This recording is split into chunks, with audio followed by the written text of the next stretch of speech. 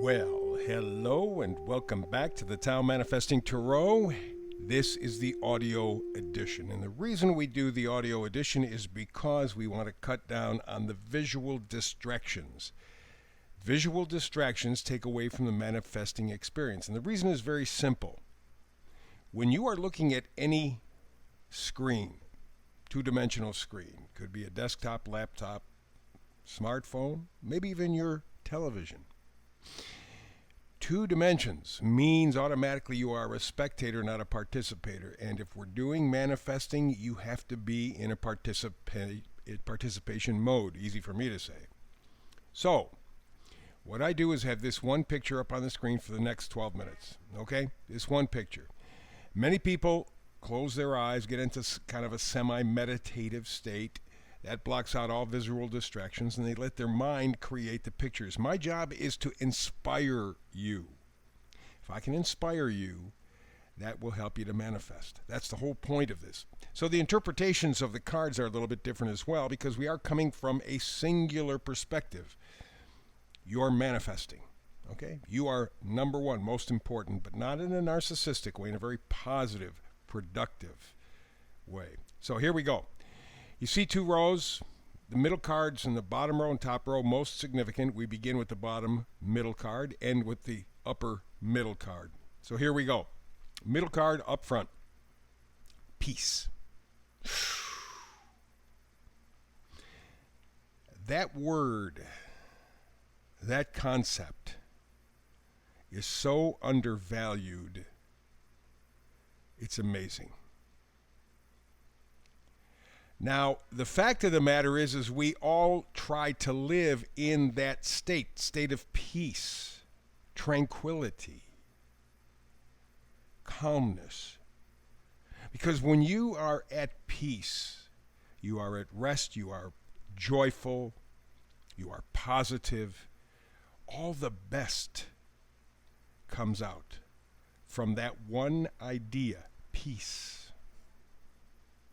And yet, we do everything we can in society to destroy the peace in our lives, either directly or indirectly.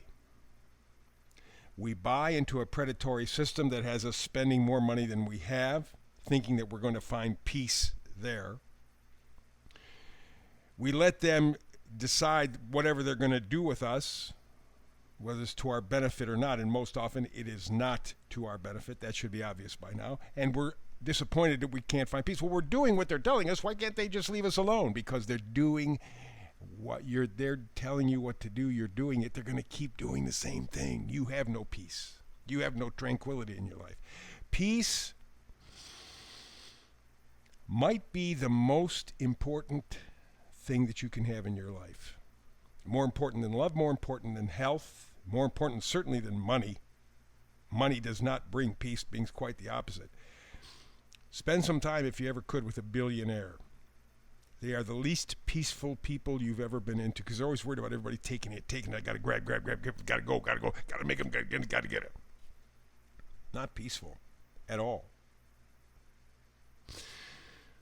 So for me, if you have peace in your life, you have the best that life can give. And so that's what we're saying here, tranquility. Not boredom, not passive, just things are tranquil, they're in balance. There's a nice flow in your life. First card, bottom row, left side, sun. That just confirms the whole idea of peace. The sun illuminates, clarifies, energizes. It's warmth, it's comfort. You want to kind of figure out how close you could get to peace in our life? One of the ways, not all of them by any means, but one of the ways might be on a sunny afternoon sitting by the beach and just taking it all in. A lot of people go to the beach for that. They go for the sunshine. They go for the openness, the beauty, the water, the blue sky, hopefully. But peace is elemental in our life. Like I said, I think it is the single most thing that you can have in your life. And for Christian friends, remember Christ, how many times he said, peace, my peace I give you, my peace I bring to you, or something like that? Said it a lot of times. So this idea of tranquility, of peace in your life is essential. And it's a good thing you start off with the Sun card because, boy, you got that bounce. You can do it. Next card, equally good, the Empress. The Empress is abundance. Okay? It's nature. It's having all the best and appreciating it. Not just having it, but appreciating it. Being thankful, being grateful for the abundance. So that's a powerful read. Here we're looking for peace. You got the Sun card, the Empress card coming out of the box. And how about this for a follow-up, huh? The King of Swords. You go, wow, how could the King of Swords be that much better? Well, it's not that much better. But it just adds to the whole story. The King is an ethical leader, unbiased, analytical, good thinking, good thinking.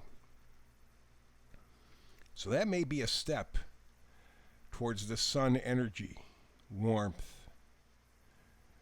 The Empress is abundance. I mean, you're creating a beautiful picture by what you're thinking.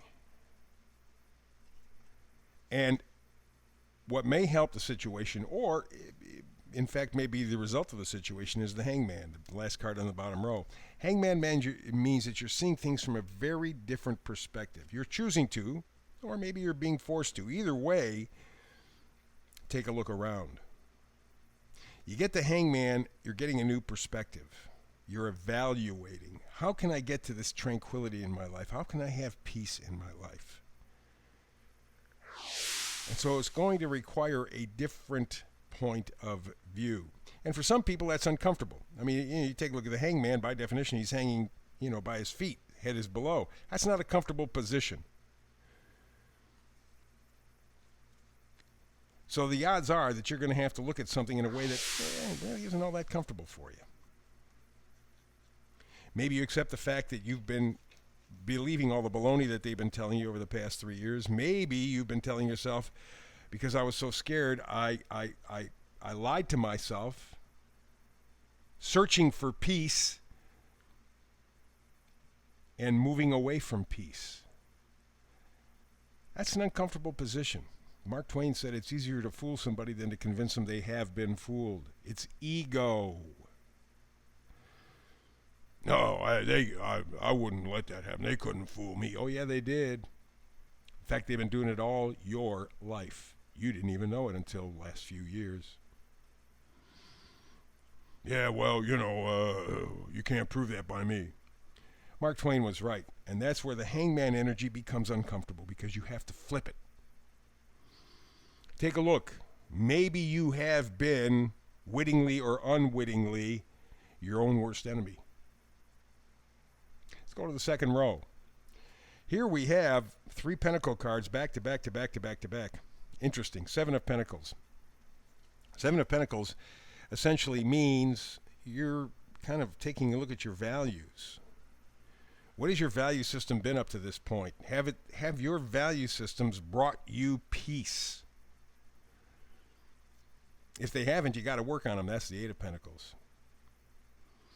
And then following that is the 2 of Pentacles. You got to make a decision. Your value system needs some adjustment, and that's what's going to be the Hangman energy. That's what's going to be difficult. That's what's going to be uncomfortable. You mean I have to accept responsibility for my life? Are you serious? That's what government's for. Let them take the responsibility. Let me live my life. Well, you can't do it that way. You know it by now. If you're looking for true peace, that's not the answer. You have to engage in your life. And that's why it's interesting in the second row, you have the 7 of Pentacles, the 8 of Pentacles, and the decision-making 2 of Pentacles. You have to reevaluate what's important to you and why, and whether or not they are making your life more peaceful or less peaceful. Uncomfortable. Once you make that decision, then you have to do maybe the most uncomfortable thing at all. You have to act the fool. Normal, usual tarot readers, I don't know if they're normal or not, but usual tarot readers will tell you that the fool is, it's youth energy, it's not knowing what's ahead, and Just stepping out and going, well, we're just going to make it an adventure, which is a good idea in most cases anyway. But I don't look at the Fool, in terms of manifesting, I don't look at the Fool as being youthful and inexperienced, and then I look at him as a person who has faith.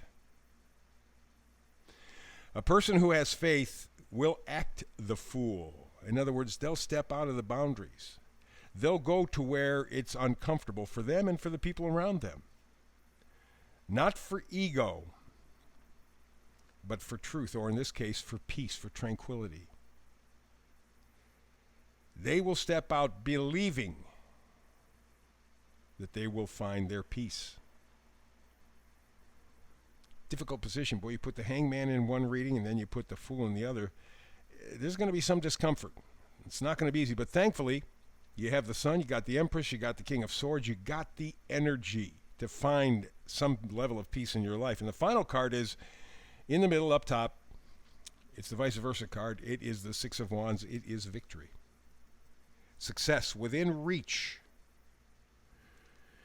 You can have a life where you're more positive, more enthusiastic, where you're more plugged in, where you feel like you are living your life, not living by the dictation or dictates of someone else.